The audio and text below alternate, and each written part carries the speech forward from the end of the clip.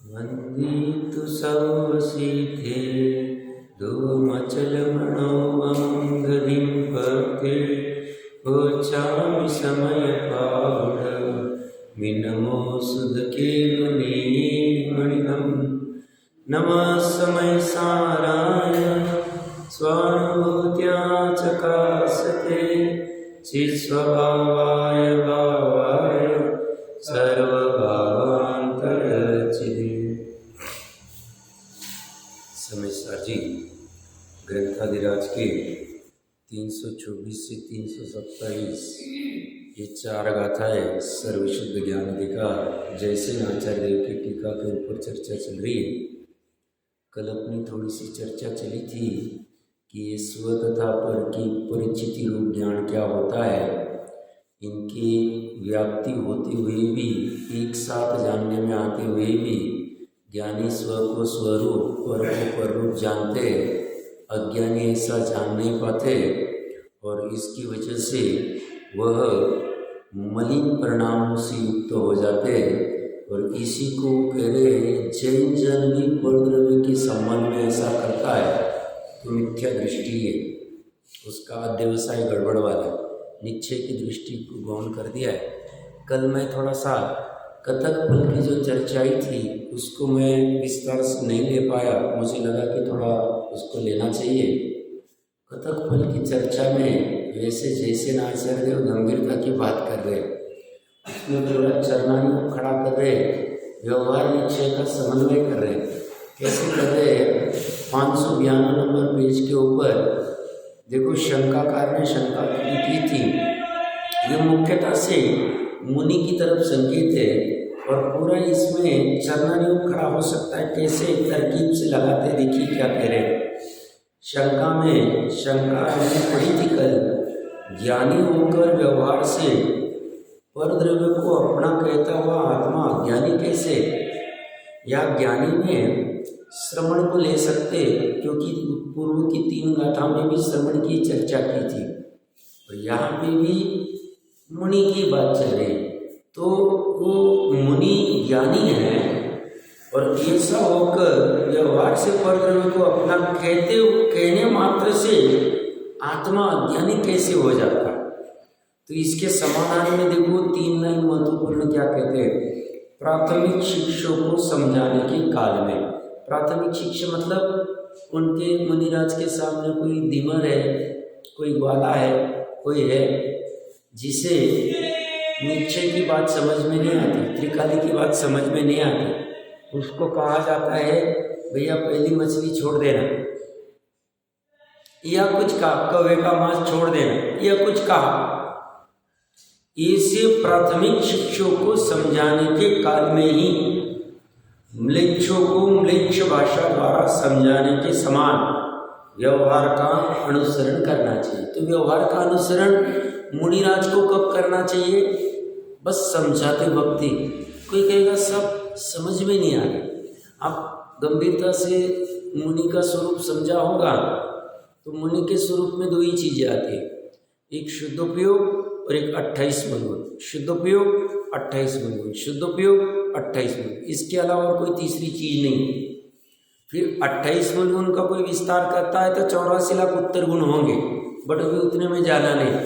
अब 28 मनगुण में आप देखोगे बोलने के संदर्भ वाले सिर्फ 2 गुण हैं, थोड़ा सूक्ष्मता में देखना। शुद्धोपयोग में तो बोलने का काम ही नहीं।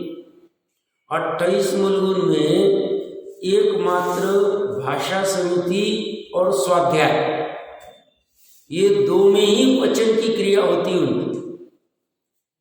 इसके अलावा कोई तीसरा है तो मुझे बता दो। स्वाध्याय में कोई कहेगा साहब स्वाध्याय में तो स्वयं पढ़ते, स्वाध्याय में 5 वेद है, वाचना, पृछना, अनुपरीक्षा, आमनाय और धर्मोपदेश। तो धर्मोपदेश के समय में उनको म्लेच्छ को म्लेच्छ भाषा में बोलना पड़ता होगा।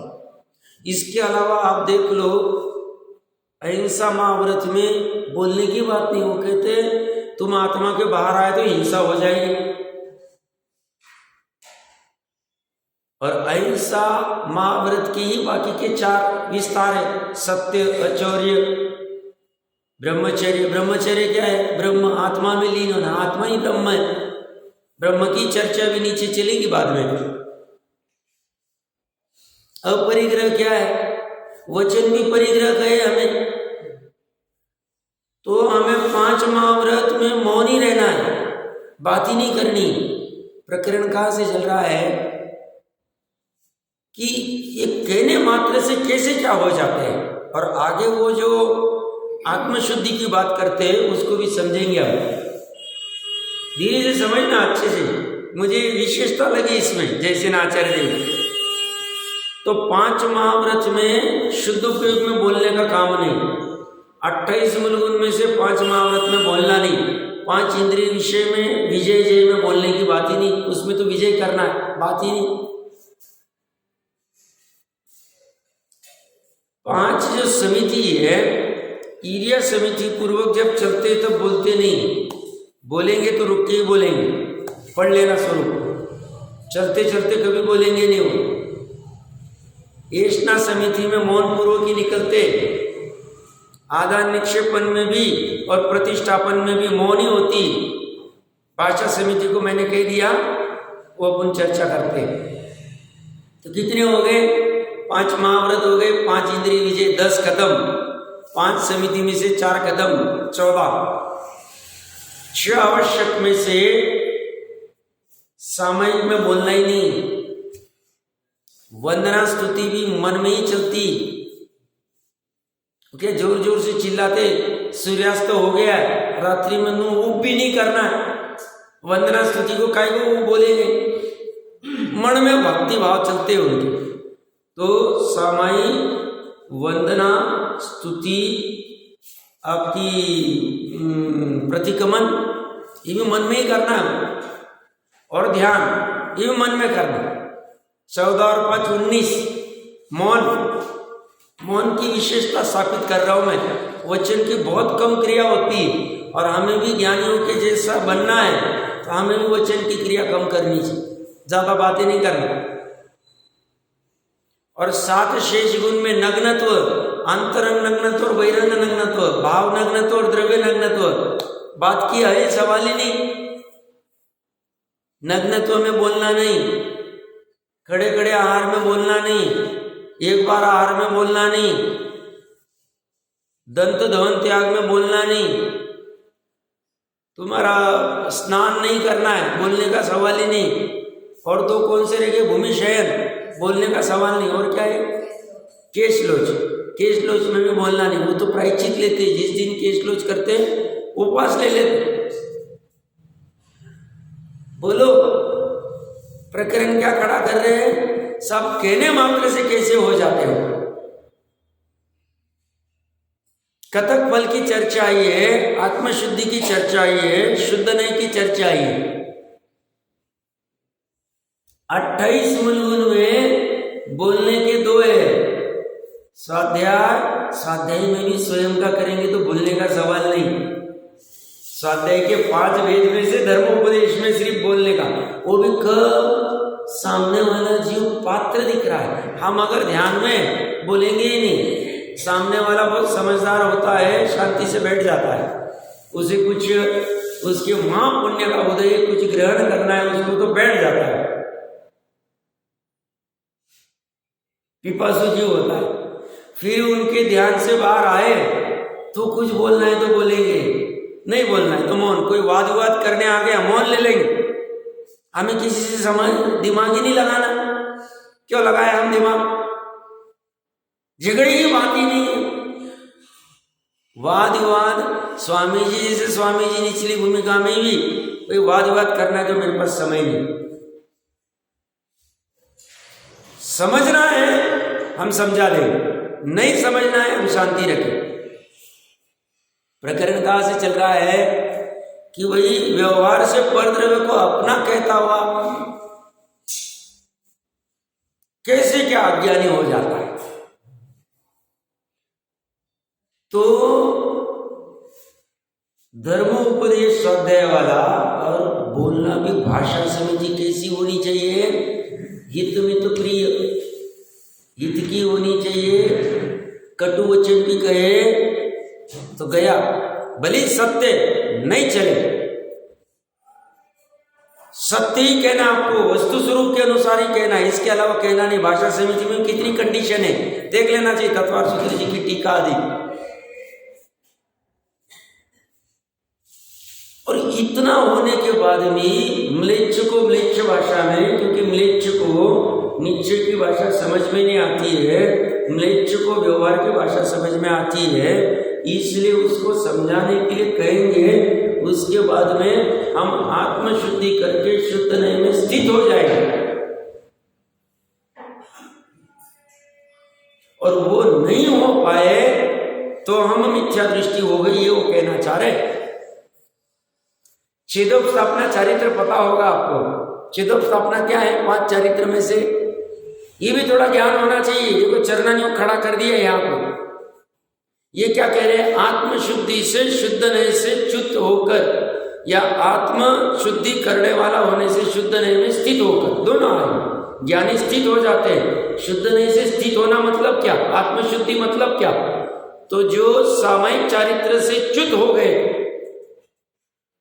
वापस छेद को उपस्थापना करनी, छेदोपस्थापना चारित्र। चरणायुग का ज्ञान है जैसे आचार्य देव को, छोड़ा नहीं अभी तक। वो कह रहे हैं मैं शुद्ध नए में अनादि काल तक, अनंत काल तक नहीं रह पा रहा हूं, तो मुझे भूमिका अनुसार आत्मशुद्धि के लिए छेदोपस्थापना चारित्र की जरूरत पड़ेगी क्षत्रिय तात्विक स्थान में। तो छेदोपस्थापना में वो स्थापित होते वापस। वो बाहर क्यों चले गए थे? उपदेश देने में म्लेच्छ को म्लेच्छ भाषा करते वक्त कुछ परिणामों में अशुद्धि आई होगी, उसकी वापस शुद्धि करना चाहता। कतक फल की भांति, कतक फल क्या करता है? निर्मली जिसे कहते, पानी को शुद्ध करता, मलिनता दूर करता। तो वचन कहते कहते भी मलिनता आ गई है। भाषा समिति पूर्वक हमने वचन किया, हमने धर्म उपदेश जिनवाने के अनुसार ही दिया शायद बात, फिर भी मलिनता आ गई, फिर भी स्वभाव से च्युत हो गए, शुभ भाव में आ गए। ये हमारा अपराध है। इस अपराध की हम आत्मशुद्धि करना चाहते हैं, और वो नहीं करे तो मिथ्या दृष्टि हो जाएगी। ये बात कह रहे हैं आप 3 लाइन में, मैं पढ़ूंगा तो वापस समझेगा आपको।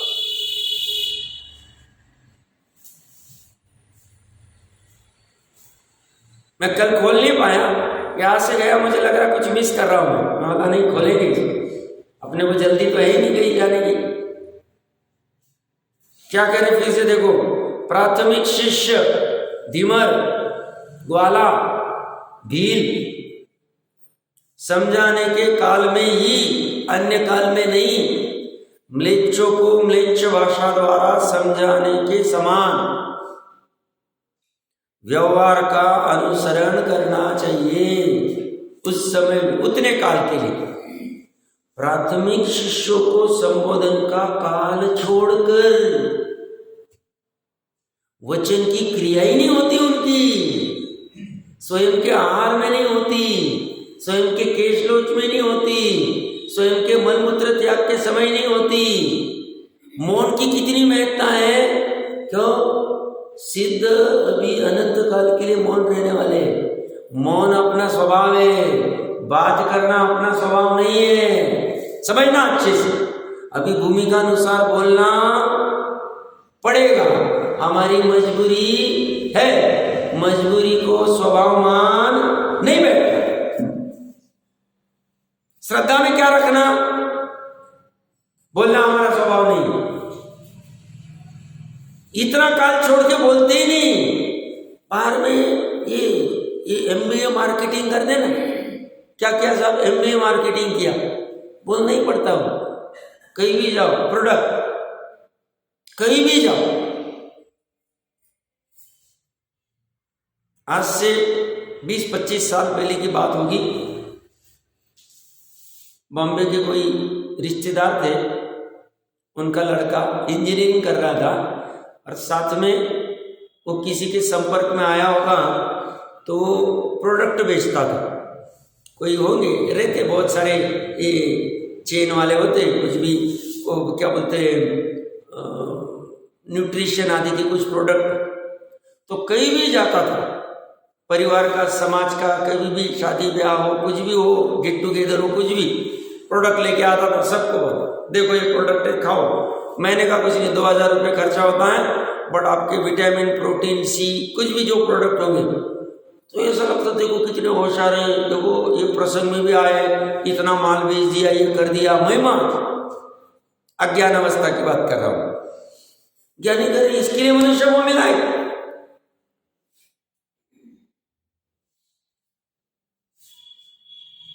ये प्रोडक्ट बेचने के लिए मनुष्य भाव नहीं मिला है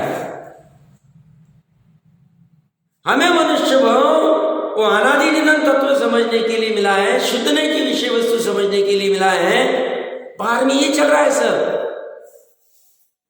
हमारा जो बेसिक टाउन है जहां मेरा बॉर्न एंड बॉटअप, वहां 10,000 का पॉपुलेशन है, वहां छोटा सा गांव है। तो एक जैनी भाई बॉम्बे रहते हैं, वही के सादर भाई, मतलब सादर में भाई थे। तो 10-15 साल पहले, 20 साल पहले, जब भी होगा, अभी ऐसी याद आ रहा है इसलिए बोल रहा हूँ, LIC का सेलिंग करते थे, LIC बेचती थी, प्रीमियम एजेंट थे वही LIC। एक बार उनको अभी टारगेट अचीव नहीं हो रहा था, क्या करे, कुछ बुद्धि में सोची और गांव के लोगों को उसने वो प्रोडक्ट, बहुत मस्त पॉलिसी है, आप इतना भरो इतना आ जाएगा, इतना करो इतना आ जाएगा। बड़े बड़े स्वप्न देखे, वहां पे अनपढ़ लोग होंगे, तो 10, 20, 25, 50 लोग आ गए झांसे में। ठीक है, मैंने कहा 1000 रुपये भरना है, 500 रुपये भरना है, साल का 5000 भरना है, भर देंगे, एक साथ 2 लाख आएंगे, 5 लाख आएंगे, ऐसी कोई भावना होगी। 20 साल पहले की बात कर। तो उसने गांव में बहुत सारे पॉलिसीज भेज दी, 50-100 लोगों को बेचे होंगे, 10,000 में 50-100 मिलना कोई बहुत बड़ी बात नहीं। अब ये भरने लग गए, बाद में पता चला इसने तो ऐसी बातें की थी, आ ही नहीं रहा पैसा, क्या होगा। वही लोग उसकी महिमा गा रहे थे 4 साल पहले जो पॉलिसी दी, ये हमको लाखों दे देगा, बाद में बुरे शब्द बोलने लगे, गालियां देने लगे। उसको प्रकरण कहां से निकल रहा है? वचन की क्रिया कितनी करते हैं वो? वचन से जुड़ता है आदमी, जुड़ा, मरा, इसीलिए वो आत्मशुद्धि करना चाहते हैं। देखो ये क्या कहना चाह रहा है,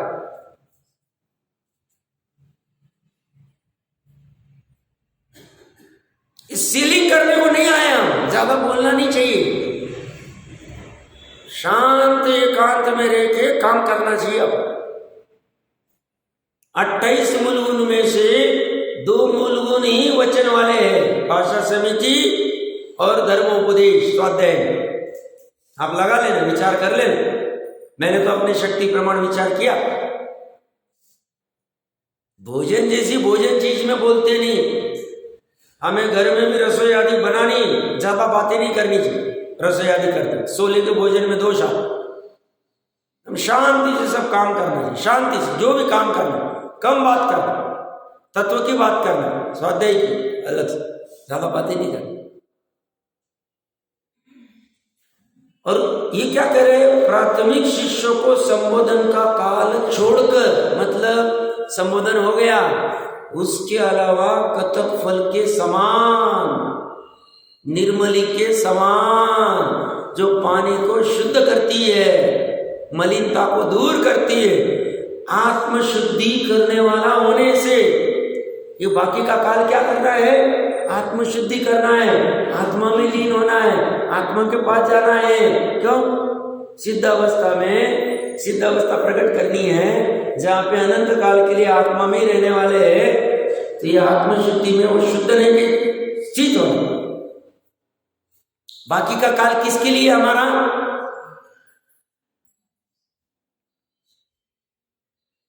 ये मुख्यतः से मुनि की अपेक्षा से लिया, हमारा इतना पॉसिबल नहीं हो सकता है, क्योंकि हम उलझे हुए आजीविका आदि में। बट हम भावना तो भाई सकते, भावना माने में क्या कंजूसाई करेंगे, भावना तो उज्जवल माएंगे। अब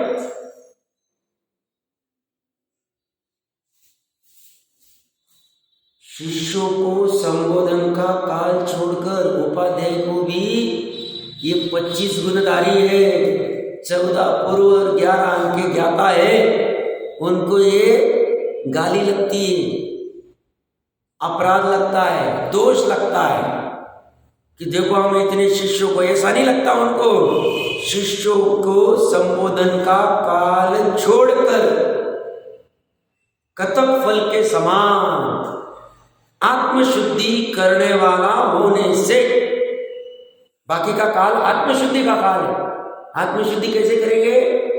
शुद्धने में स्थित होकर। और ये क्या कर रहा है? अज्ञानी मिथ्या दृष्टि जैनी होके, जैन जन होके, श्रवण होके, जिसको पूर्व की 3 गाथा में मिथ्या दृष्टि कहा निश्चय से, वो क्या कर रहा है? शुद्धने में रहने के अलावा रहना चाहिए, वो छोड़कर शुद्धने से च्युत हो रहा, आत्मा से च्युत हो रहा।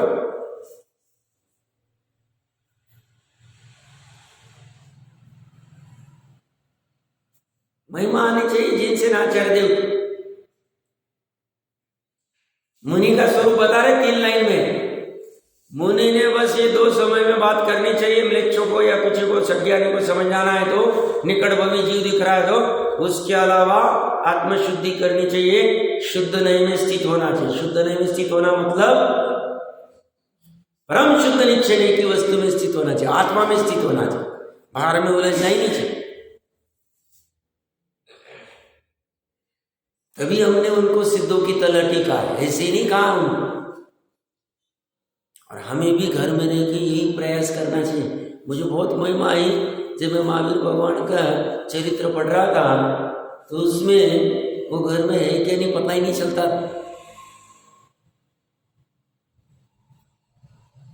ऊपर अपने अपने मंजिल में आत्मचित है, घर में ही बट है ही नहीं।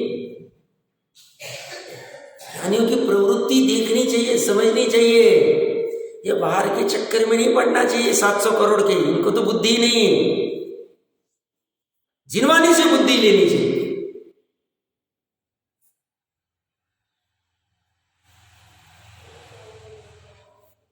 वचन से जो पतित हो गए, अपने चारित्र में जो छेद हो गया, उसकी स्थापना करते हैं आत्मशुद्धि करके, शुद्ध नय में स्थित होकर। और वो अगर आत्मशुद्धि करके शुद्ध नय में स्थित नहीं होंगे तो बोलते मिथ्या दृष्टि। ये वो कहना चाह रहे। बस मुझे ये समझाना था, मुझे लगा ये थोड़ा खोलना चाहिए, कल मैं नहीं खोल पाया, तो इसके लिए ये अच्छा लगा। तो वो क्या कह रहे हैं? परधर्म को अपना करता है तो वो मिथ्या दृष्टि हो गया, मिथ्या दृष्टि। उसने आत्मशुद्धि नहीं की, सिद्ध स्थापना नहीं की, वापस वो कछुए के भांति अपने स्वरूप में नहीं चले गए, शुद्ध नय में गए नहीं, बार बार ही रहे। देखो मैंने शिष्य को कैसे समझाया, देखो धीमर का कैसे कल्याण किया, गया काम से। सुंदर चर्चा है। अभी नीचे जो हमने कल पढ़ी थी 4थी लाइन, उन जीवों को, नीचे से 5वीं लाइन, उन जीवों के निश्चय से, विष्णु पर्याय से, ब्रह्मा पर्याय से, महेश्वर पर्याय से और जिन पर्याय से परिणमन की शक्ति, इस कारण से आत्मा ही विष्णु, आत्मा ही ब्रह्मा, आत्मा ही महेश्वर तथा आत्मा ही जिन। कल मैंने विष्णु ब्रह्मा पर्याय का प्रयास किया था बताने का। कौन प्रयास करेगा आज वापस बताने का? क्या कहा था? महत्वपूर्ण बात कही थी मैंने।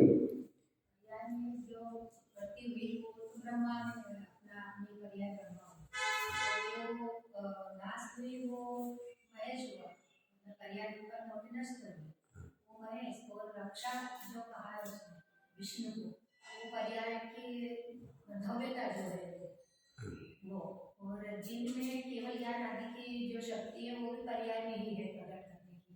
हाँ बराबर, नहीं अच्छा प्रयास किया, चलेगा, वैसा भी प्रॉपर वर्क करे। मैंने विष्णु में सिर्फ क्या कहा था, देखिए ये पर्याय अपने आत्मा के ये प्रकरण में 5 भाग करते। एक अनंत गुणों का समूह आत्मा, एक उत्पन्न होने वाली पर्याय, वही पर्याय एक समय के लिए स्थित रहती है, रक्षित होती है स्वयं से, वही पर्याय अगले समय में नाश हो जाती है। एक ही पर्याय उत्पन्न हुई, एक समय की उसका काल था, अगले समय नाश हो गई, और जिन पर्याय उसको कहा। अभी ये क्या कहना चाह रहे हैं, ये जो विष्णु की पर्याय जो है, ब्रह्मा की पर्याय जो है, ब्रह्मा की पर्याय, विष्णु की पर्याय, महेश्वर की पर्याय और जिन की पर्याय, ये एक ही पर्याय है। और आत्मा की है, आत्मा से, आत्मा में शक्ति उसकी उत्पन्न करने की, उसकी पर्याय स्वयं से रक्षित है, पर्याय स्वयं से उत्पन्न होती है, पर्याय स्वयं से नाश होती है, पर्याय स्वयं ही जिन रूप है, पर्याय ही मोक्ष को करती। जिन पर्याय मतलब मोक्ष को पर्याय प्रकट करना, जो 320वीं गाथा के जैसे आचार्य की विशेष चर्चा की ना, मोक्ष की पर्याय को करता कौन? तो पर्याय, जिन पर्याय, वो सम्यक दर्शन वाली पर्याय, वो उसकी कर्ता। त्रिकाली भी मोक्ष की पर्याय का कर्ता नहीं है, उत्पत्ति की अपेक्षा से, आलंबन की अपेक्षा से कर्ता कहां जाएगा? बट त्रिकाली ना बंध का कारण है ना मोक्ष का कारण है। तो यहां जिन पर्याय मतलब वो मोक्ष की पर्याय, वही पर्याय मोक्ष की पर्याय स्वयं से ही उत्पन्न हुई है, स्वयं ही रक्षित है, स्वयं ही वे को प्राप्त होती है, स्वयं से, और वो स्वयं ही पर्याय अपने त्रिकाली का आलंबन लेती है। एक ही पर्याय की इतनी सामर्थ्य, पर्याय की सामर्थ्य समझना, शक्ति, शक्ति कह रहे हो। ये जो अपनी विकार वाली भी पर्याय हो रही है, विकार की पर्याय भी स्वयं उत्पन्न होती, विकार की पर्याय भी स्वयं रक्षित होती, विकार की पर्याय भी स्वयं नाश को प्राप्त होती। और वही जिन पर्याय मतलब स्वभाव सन्मुख चले जा, स्वयं से निमित्त रूप में कहा जाता है कि कर्म के उदय से मोह राग द्वेष की पर्याय उत्पन्न हुई, निमित्त रूप में कहा है। बाकी भाव अभाव शक्ति क्या है? अभाव भाव शक्ति क्या है? अभाव भाव शक्ति क्या कहती है? अभाव पूर्वक भाव की उत्पत्ति, मतलब उत्पन्न हो। अभाव, भाव अभाव शक्ति क्या होती है? जो भाव अभी है उसका अभाव होने वाला, व्यय होने वाला। स्वयं से विकार वाली को, निर्विकारी को, विकार वाली को बुरा इसलिए कहा जाता है क्योंकि विकार वाली से हमारा प्रयोजन नहीं सर रहा। हमारा प्रयोजन क्या है? सुखी होने का। जब जब हम विकार करते हैं, मोह राग द्वेष करते हैं, तब तब हम दुखी होते हैं, और दुख हमें अच्छा नहीं लगता, और हमें दुख का नाश करना है, तो सुख प्रकट करना है, तो सुख ही हमारा प्रयोजन हो गया। दुख का नाश करना ये प्रयोजन, सुख का प्रकट करना ये प्रयोजन, एक ही प्रयोजन, प्रयोजन अलग अलग नहीं।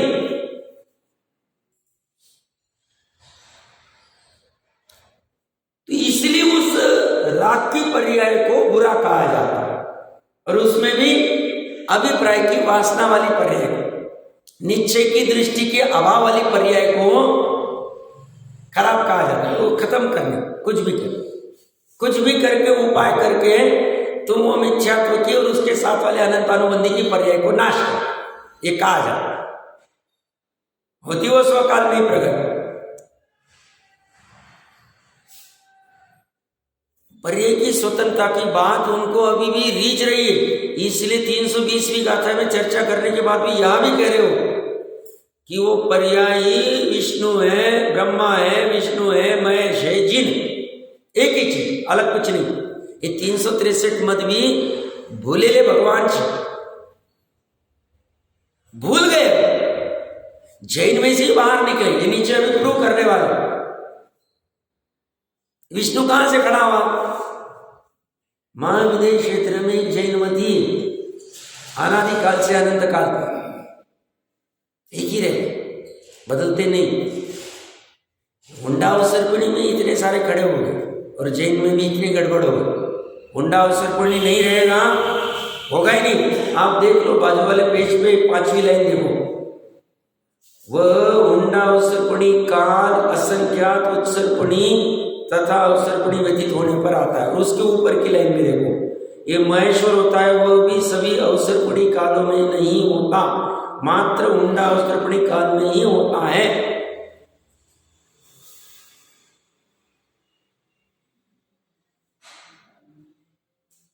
ये विचित्रता इसीलिए हो रही और इसमें कंफ्यूजन ज्यादा हो रहा। फिर से वो लाइन पढ़ के आगे बढ़ते हैं, उन जीवों के निश्चय से विष्णु पर्याय से। निश्चय बहुत महत्वपूर्ण है, पर्याय महत्वपूर्ण शब्द है। द्रव्य की बात नहीं की, नीचे अगली लाइन में द्रव्य की बात करेंगे।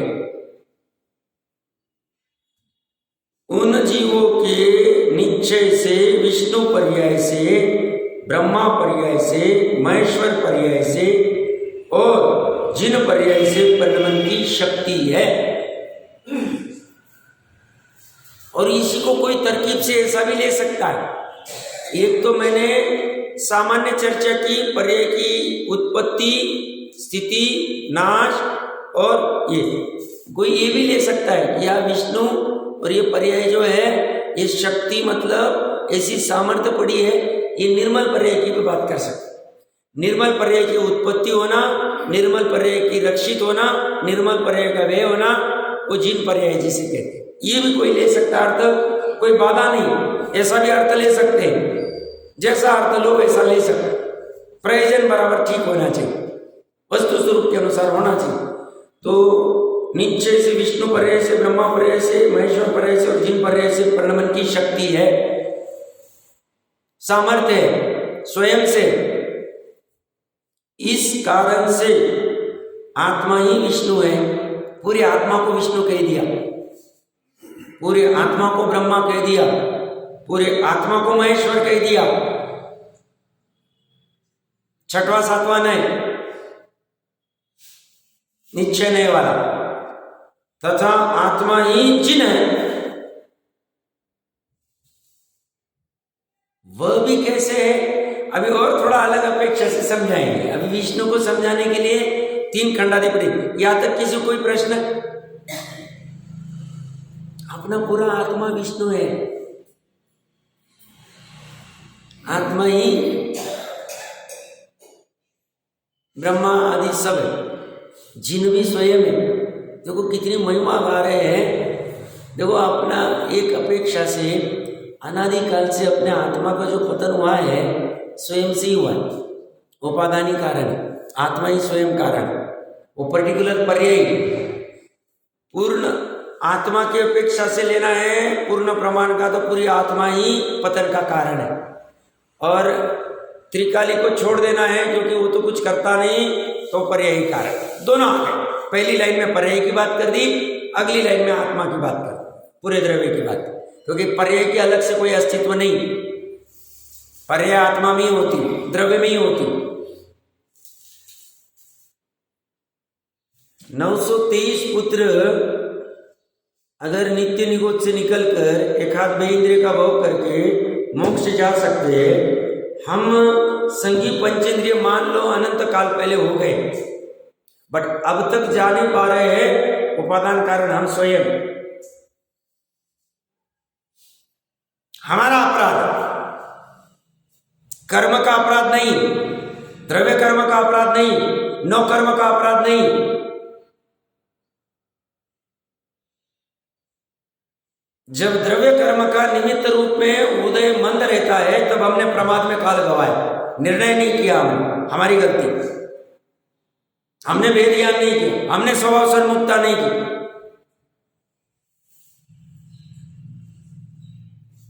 जिन पर्याय हमने प्रकट नहीं की, इसमें दूसरे का किसी का कोई नहीं अपराध। फिर भले कोई कह दो साहब काल लब्धि का कह दो, कोई होनार को कह दो, कोई निमित्त को कह दो, तुम कहो भैया हमने पुरुषार्थ नहीं किया, या हमारी भूल।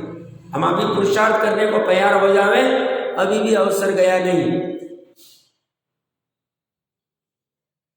अवसर हमारे हाथ में।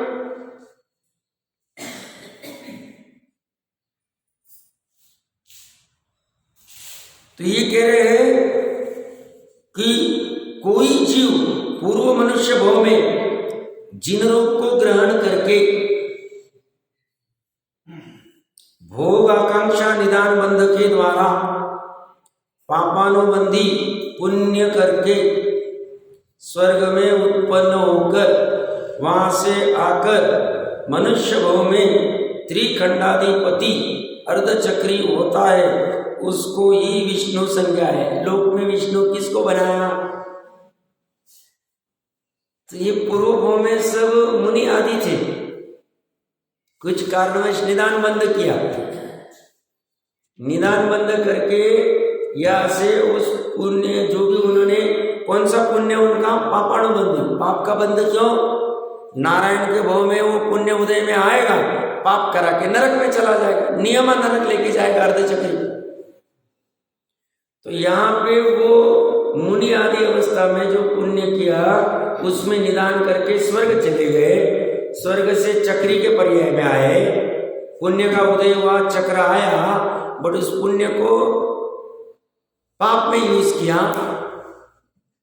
नीचे चले। उसी को ये लोग विष्णु कहते। विष्णु कौन? वैसे लक्ष्मण त्रिखंडाधिपति था, बट राम का पुण्य का उदय ज्यादा, फेमस राम ज्यादा हो, वो बलभद्र था। सामान्यतः विष्णु ज्यादा फेमस होता। आप देखा कृष्ण के साथ में जो बलभद्र थे वो इतने फेमस नहीं हुए, बेचारे पानी लाते ही रह गए, वो तद्भव मोक्षगामी थे, वो बात अलग।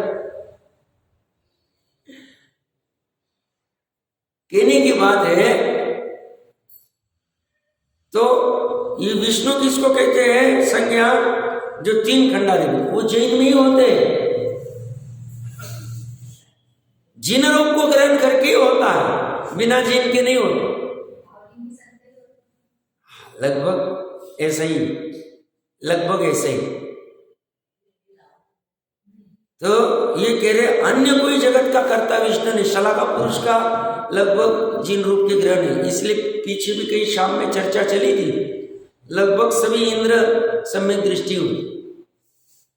तो नियोग से तो सभी जाते देव जिन मंदिर आदि में दर्शन करने को उत्पत्ति के बाद में, बट इंद्र आदि पद सम्यक जैनी को ही मिलता। जैनी यहाँ से जाके फिर इंद्र आदि ऊंचा पद मिलने के लिए उतना फिर उपादान की ये भी होनी चाहिए सामर्थ्य।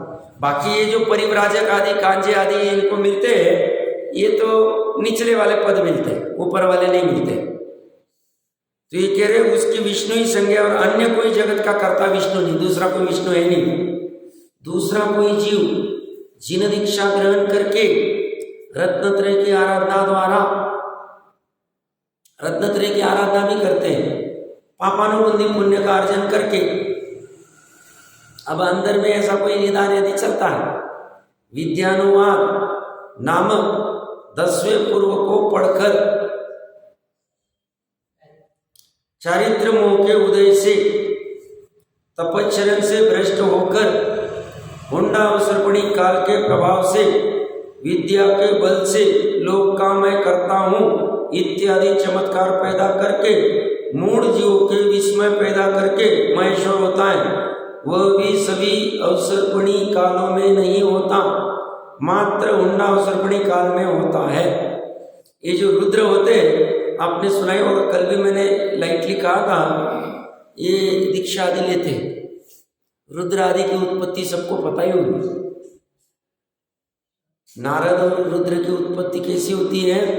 नारद की उत्पत्ति उसी भाव के पति पत्नी, फिर वैराग्य आके दीक्षा लेते दोनों, एक मुनि संग में रहते कार्य का, और ऐसा कुछ प्रसंग बनता है, बारिश आदि या जो भी होगा, तो मुनिराज वहाँ ध्यानस्थ रहते, आर्यिका की जो भी साड़ी आदि होती गीली होती, वो उसको पता नहीं होता है, और वो उतार के जो भी उसको सुखाती रहती है, उसी समय बिजली आदि चमकती, मुनिराज वो देखते, और फिर जो भी संभोग आदि होता उसमें मुनिराज तो संभोग होने के बाद में तुरंत चारित्र का छेदोत्थापना करके वापस स्थित हो जाते हैं। आर्य का वो गर्भपात करना महापाप का, वो गर्भ का पालन करती 9 महीने एकांत में आर्य का से होके, और जैसे उत्पन्न हुआ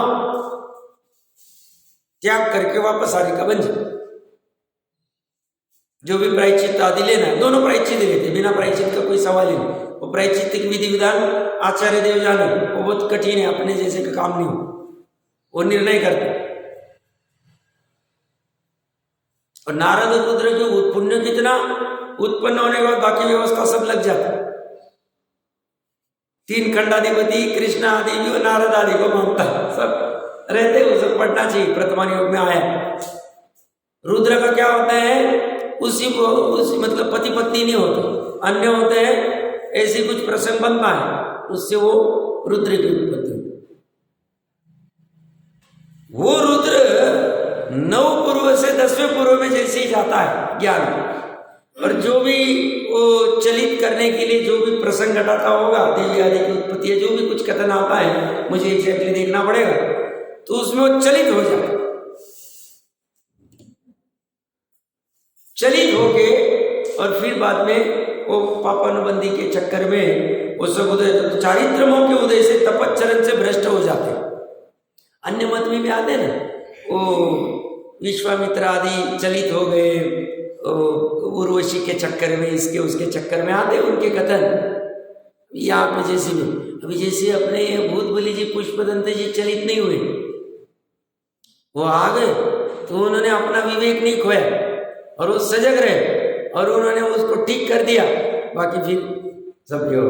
तो ये कह रहे हैं, भ्रष्ट होकर हुंडावसर्पणी काल के प्रभाव से, विद्या के बल से लोक में मैं करता हूं इत्यादि चमत्कार पैदा करके। ये जो बौद्ध मत के जो गौतम बुद्ध थे, ये पहले जैन मुनि थे, फिर बाकी च्युत होके और फिर वो मत तैयार किए। ऐसे बहुत होते हैं, चलता रहता है। इनके भी थोड़े से कुछ गड़बड़ हुई होगी। मारीच तो जैन ही था, दीक्षा जैन में ली थी, अब बाद में पतित होके फिर ये सब मत खड़े कर दी, तो ये सब चलते रहते हैं। अब इसे कोई कर नहीं सकता है इसी योग्य। भरत चक्रवर्ती ने ब्राह्मण मत की उत्पत्ति, ब्राह्मण मत नहीं, ब्राह्मण कुल या जो भी कहते हैं, 4 वर्ण, सॉरी वर्ण शब्द याद नहीं आ रहा, तो ब्राह्मण कुल वर्ण की उत्पत्ति अच्छे अपेक्षा से की थी। अभी वो आदिनाथ भगवान कह रहे भाई ये तो आगे ऐसा होने वाला ही, वैसी वैसी बुद्धि सोचती। अब उनके भाव तो कोई खराब थे नहीं, उनके भाव थे कि पठन पाठन होना चाहिए, इसमें ये होता है। तो ये कह रहे हैं, उन्नासपणी के लोक में करता हूं इत्यादि चमत्कार पैदा करके, मूल जीवों के विस्मय पैदा करके महेश्वर होता है, वह भी सभी अवसरपणी कालों में नहीं होता। मात्र हुंडा अवसरपणी वाला देखो, उत्सर्पणी में होगा नहीं, क्योंकि उत्सर्पणी में तो काल अच्छा होता जाए। महापद्म जी से 14 पुलकर, महापद्म जी से जो सब ऊपर बढ़ता जाएगा, फिर तो भोग भूमि आएगी, फिर तो अच्छा है। अवसरपणी में ही होता है, मतलब हम लोगों का कथनचित पुण्य कम था, इसलिए हम पंचम काल में आए, उसमें भी हुंडा अवसरपणी में आए उत्पत्ति। बट थोड़ा पुण्य बहुत अच्छा है कि जैन कुल मिल गया, सच्चा जैन शासन मिल गया। अब हम इसका फायदा ले पाए, गजब, नहीं ले पाए, हमारे अभाग्य की महिमा, हमारे अभाग्य की महिमा। डॉक्टर साहब ने कोई कुछ बुक अच्छा संकलन किया हुआ है, आंखों के डॉक्टर साहब ने, कल ऐसी देख रहा था मैं, माता जी ने दिया था, पढ़ रहे हैं घर पे सब, तो सब उन्होंने वैराग्य की अच्छी बातें लिखी, बहुत अच्छी लिखी, कि बार बार 10-20 बार ये बहुत दुर्लभ मनुष्य भव है, काल चला जा रहा है, जागो जागो जागो जागो। सही में है, सही। काल मतलब हमने पाप के उदय में आए तो है ही अभी, बट हमारा साथ में कुछ घाट का पुण्य भी इतना अच्छा है कि सच्चा धर्म, सच्ची जिनवानी मिल गई, नव देवता मिल गए। बस हमें उसका यूज करते आना चाहिए, वो कला प्रकट करती आनी चाहिए परिणति। बहुत थोड़ा काल हमने लौकिक कार्यों में देना चाहिए, बहुत थोड़ा काल, ज्यादा उलझना नहीं चाहिए। माता बहनें भी शक्ति प्रमाण प्रयास कर ही रही होगी, खान पान में 2-4-6 घंटे से ज्यादा नहीं देना दिन में, नहीं तो पता चला सुबह से लेके वही गोरख धंधे चल रहे हैं। और भाइयों ने भी अगर अपना सेवक आदि ठीक है, गृहस्थी ठीक चल रही है, ज्यादा पैसे की आकुलता नहीं है, तो भाई तुम्हारा करो, हम 2 घंटे आ जाएंगे, इतना करके बाकी का सकते हैं, हम अपने आत्मा के लिए देंगे। स्वाध्याय आदि करेंगे, चिंतन करेंगे, नहीं स्वाध्याय में ज्यादा मन लगता है साधर्मी को साथ में चर्चा करेंगे, जो कुछ करना है करेंगे, ज्यादा उलझेंगे नहीं। मैंने कभी कहा था, मुझे अच्छा लगा, मेरा प्रत्यक्ष देखने में नहीं आया, बट ऐसे ही होगा। प्रेमचंद जी साहब जो है कोटा वाले, 2 घंटे 3 घंटे जाते हैं व्यापार के, बाकी दोनों समय स्वाध्याय के प्रयास करते हैं स्वयं भी, और बाकी शक्ति प्रमाण जो भी दान आदि उनका जैसा भी रहे स्वयं करना चाहिए पुरुष, और ज्यादा उलझना नहीं चाहिए, लोभ में बाहर निकलना चाहिए। इसलिए सदाशिव दास जी ने पहले अधिकार में ही, पेज नंबर याद नहीं है, 30 पेज नंबर के आसपास होगा, रत्नकंडक जी में संतोष को व्रत का, संतोष व्रत धारण करना चाहिए। व्रत का सामान्यतः सामायिक व्रत आदि जो होते हैं वो ठीक है, मुनि व्रत आदि, संतोष व्रत बहुत अच्छा काम है उसमें सेटिस्फाइड, ज्यादा ये नहीं करना चाहिए। तो ये कह रहे हैं मात्र हुंडासुरपणि काल में होता है, वो हुंडासुरपणि काल असंख्या तो उत्सर्पणी और उत्सर्पणी व्यतीत होने पर आता है, जैसा कि कहा गया गाथा, गाथा का उदाहरण दिया उन्होंने, जिनसे जैसे आचार्य देव ने असंख्य अवसर्पणी कालों के बीच जाने पर एक हुंडा अवसर्पणी काल आता है जिसमें परमतों की उत्पत्ति होती है। ये सा जिनेन्द्र भगवान कहते, हम नहीं कहते, नहीं तो सबको ही जैनमती अच्छा लगता। ठीक है, पुरुषार्थ सभी कर पाएंगे, मुनि बनने का, श्रावक की प्रतिमा लेने का, सम्यक दर्शन करने का जरूरी नहीं, बट अंदर में रहता है यही। इसलिए यहाँ पे भी अन्यमति भी जब कहते जय जिनेन्द्र, मुझे बहुत अच्छा लगा, अन्यमति कहते यहाँ पे बहुत अच्छा लगा, संस्कार। महाराष्ट्र में आपको सुनने नहीं मिले, अपने ही नहीं कहते, तो अपने अगर दिन में 2 की जगह 3 बार कह दे, क्या दिन भर जय जिनेन्द्र लगाए, अरे अच्छा कह रहे, जय जिनेन्द्र शब्द अच्छा है, वहां ऐसे आते दिन भर जय जिनेन्द्र क्या करते हो, आत्मा क्या करते हो, अरे आत्मा अपनी बात कर रहे भैया, तुम्हें वो बुरा लगता है। तो ये ऐसे ही वस्तु स्वरूप, तो ये कहते हैं अतः और अन्य कोई जगत का कर्ता महेश्वर नाम का पुरुष विशेष नहीं है। इसी तरह अन्य कोई पुरुष विशेष तपच्चरण करके पश्चात तप के प्रभाव से श्री विशेष निमित्त पाकर चतुर्मुख वाला होता है ब्रह्मा, 4 मुख वाले कहते हो। अब श्री की कोई साधना करता होगा, चलता होगा, उसका ब्रह्मा नाम है। अन्य कोई भी जगत का कर्ता व्यापक एक रूप ब्रह्मा नाम वाला नहीं। ये जो भी इन्होंने खड़े किए हैं, ये कह रहे जैनी थे सब, ये चलता है। अब हमारा राम आदि सब हमारे जैनी, हमने मोक्ष भेजा है उनको, हमने भेजा मतलब वो स्वयं अपने पुरुषार्थ से गए, हम कहते हो मोक्ष गए। तो ये कह रहे हैं उसका ब्रह्मा नाम है। अन्य कोई भी जगत का कर्ता व्यापक एक रूप ब्रह्मा नाम वाला नहीं। इसी तरह अन्य कोई भी दर्शन विशुद्धि विनय संपदा आदि 16 भावनाएं भाकर देवेंद्र आदि द्वारा निर्मित 5 महाकल्याणक पूजा के योग्य तीर्थंकर प्रकृति रूप पुण्य का उपार्जन करके जिनेश्वर नाम के वीतराग सर्वज्ञ होते, ऐसा वस्तु स्वरूप क्या कह रहे? आज तक जितने भी विशेष पुरुष हुए वो सब जैन से ही, जैनी थी, जैन की ताकत, जिन धर्म की। ये बात जुदा है, ये जो ब्रह्मा विष्णु महेश ये पापणबंदी पुण्य करके थे जिन मत में ही, बट बराबर से ग्रहण नहीं कर पाए, च्युत हो गए और फिर उलझ गए और संसार बढ़ा लिया थोड़ा बहुत जो भी होगा, बट थे जैनी। और इसमें मतलब जैन की फैक्ट्री इतनी गजब है, तुम जैसा मान लो उससे बने। तुम अगर सही मान लो तो वितरागी होगे, तीर्थंकर होके, सर्वज्ञ होके कल्याण कर लोगे, और नहीं हो तो उलझ जाओगे। तुम्हारे ऊपर डिपेंड है। इस प्रकार जो एकांत से कर्ता होता है तो मोक्ष का अभाव ठहरता है। इस तरह विष्णु के दृष्टांत द्वारा 3 गाथाओं में पूर्व पक्ष रख करके उसका 4 गाथाओं द्वारा निराकरण रूप कथन किया है। इस प्रकार प्रथम स्थल में 7 गाथा हुई अच्छी चर्चा चली थी। अब इसके बाद में 2 कलश आएंगे, चर्चा तो यही चलने वाली, घुटाई तो यही चलेगी, समझते और विशेष क्या है। ओम नमः